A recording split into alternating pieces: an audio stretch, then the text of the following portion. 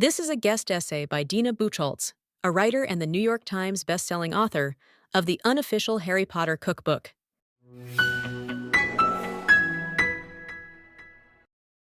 Chances are, if you're Jewish and Zionist and you're reading this, you're a bad Jew. That's because today the only good Jew in the eyes of the world is a Jew who renounces Zionism.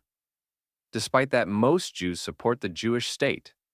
So, why is there a minority that doesn't? What's up with these folks? What motivates them, really? And what outcome can they expect from their activism against Israel? The answers to these questions lie in the history of Jew hatred and its impact on our psyche. Let's face it, we hate being hated. It is, after all, distinctly unpleasant to be regarded as the scourge of mankind in every time and place that we inhabit. Most of us react by clinging harder to each other and to our traditions. But in every time and place, some Jews hate it so much, they're willing to jump ship to escape that awful burden. During the Greek occupation of the Holy Land, most Jews resisted Greek influence, but a minority of Jews wanted to fit in. And these, my dear bad Jews, constitute an early example of the good Jews. The Jews who, unlike their stubbornly backward brethren, sought the approval and acceptance of the Gentiles. In their zeal to be viewed as the good Jews, some, like Menelaus, went so far as to assist in the persecution of their brethren, actions that finally led to the Maccabean revolt. Who ended up on the right side of history? The Maccabees or the Hellenists? In medieval Europe, our Christian hosts informed us that the only good Jew was a Jew who converted to Christianity. Sometimes they explained this nicely, but usually they made their point with the sharp side of the sword. Despite their persuasive tactics, however, most Jews remained stubbornly backward. Yet for a Jew like Pablo Cristiani, his chosen name, no subtlety there, the desire to be welcomed into Christian arms overwhelmed any other consideration. Cristiani is notorious for staging the famous disputation between himself and the great Jewish sage Nachmanides, who was forced into exile for winning. Among his various activities, persecuting the Jews of Aragon, with great zeal, ranked as some of Cristiani's most prolific. The fame of Nachmanides echoed through the centuries. But whoever heard of Pablo Cristiani? Heinrich Marx, father of the famous Karl Marx, descended from a long line of illustrious rabbis, but to be accepted into society, he had to become a good Jew. Namely, unlike his stubbornly backward brethren, this enlightened Jew converted to Christianity so he could continue practicing law. His son Karl was a child when he was converted. The venomous Jew hatred Karl Marx, expressed in On the Jewish Question, influenced generations of anti-Semites. Can you imagine what the world would have looked like in the 20th century if Marx and son had stayed in the fold and trained for the rabbinate? Today's good Jews figure that the need for a Jewish state, while maybe understandable after the Holocaust, is no longer pressing. Given the rise in anti-Semitism globally, which preceded October 7th, this belief is mystifying. Nevertheless, they believe their stubbornly backward brethren are stuck in a paradigm of the past. The Jews in these examples, and indeed Jews across history who sought acceptance from non-Jews, share certain traits. To be a good Jew, they had to renounce their Judaism in some way. The standard of good Jew was externally imposed by the surrounding culture/society. The good Jews represented a small minority of all Jews. In every generation, some of these good Jews joined our enemies to persecute us. Ultimately, when their story was written, the good Jews were not cast as the heroes. The good Jews failed to sustain a Jewish identity for their progeny within several generations, and sometimes right away. How do the good Jews of today fit the bill? It's easy to tick off the list. First, good Jews must renounce Zionism, which for most of us is inextricable from our Judaism.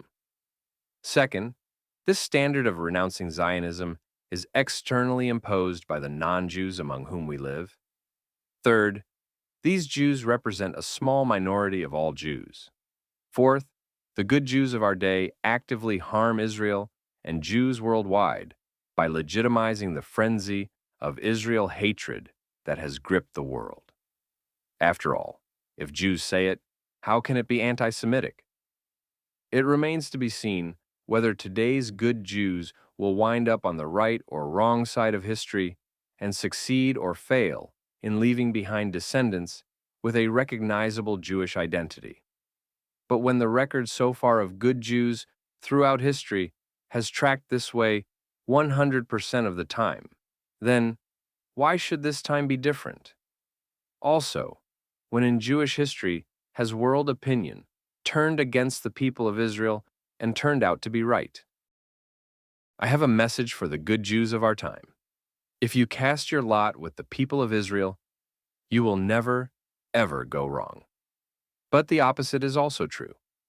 If you turn against your brothers and sisters, you are certain to go very, very wrong.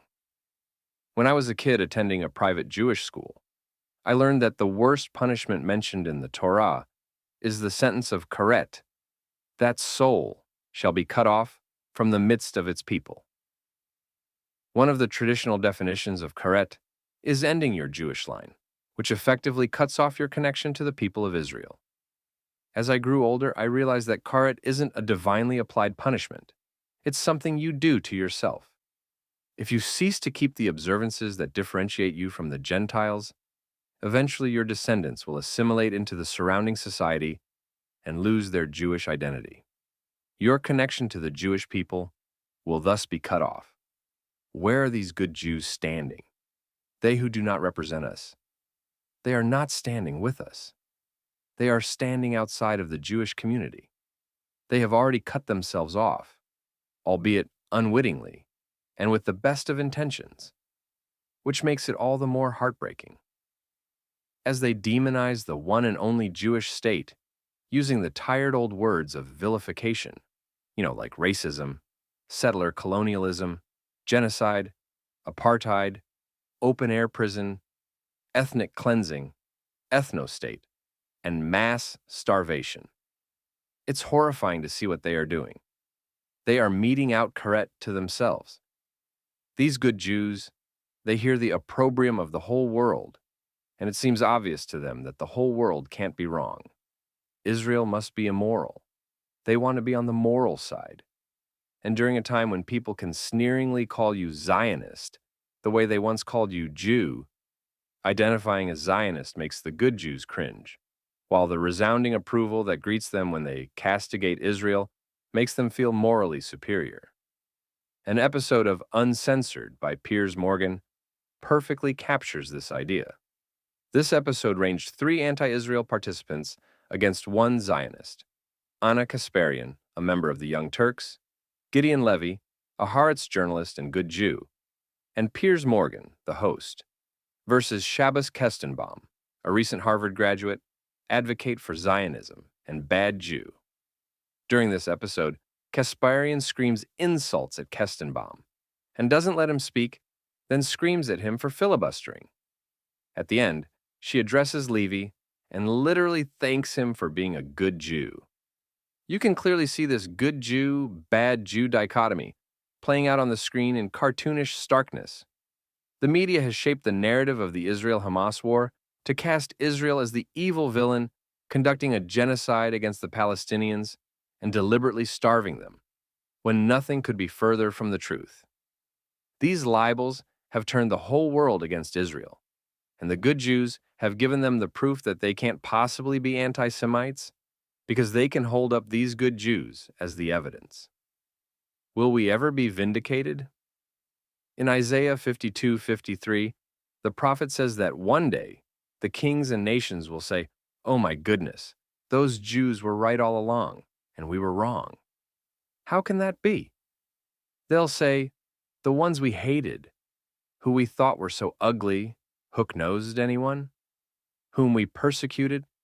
Well, they turned out to be righteous, and we're the ones who sinned. Who would have thought?" I paraphrase. But my goodness, it sure is hard to wait for that day. It's so painful to be in the here and now, watching the world act out the prophet's words, and knowing that the vindication might not come for a good long while. Indeed, it took the horrors of the Holocaust for the world to face the consequences of Jew hatred run amok and come to its senses. But the generation of the sensible people is fading, and a younger generation educated on TikTok, across the political spectrum, that knows almost nothing about history, is growing up with distinct hostility toward Jews. They will be our future leaders and politicians, and we should be scared. We should be scared for ourselves and for our children and for our people. And the good Jews? If God forbid a calamity should befall us, the people who impose the good Jew standard won't care which Jews are good and which Jews are bad. They won't spare the good Jews. This, then, is the fate of the good Jews: to be remembered as the bad guys, after all, to be powerless to escape the persecution they helped inflict on their own people, and in the end, to eventually lose their connection to Am Yisrael. They jumped ship, and the ship will sail on without them.